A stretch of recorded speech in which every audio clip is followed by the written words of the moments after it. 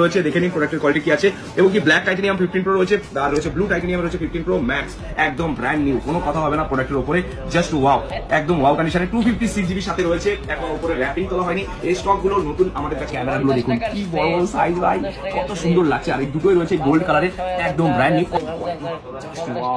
এটা দাঁত দূরের কথা কিছু নেই, আনটাচ ক্যামেরা। প্রতিটা প্রোডাক্ট এরকম আনা হয়েছে আপনাদের জন্য, একদম জাস্ট ওয়াও কন্ডিশনে রয়েছে।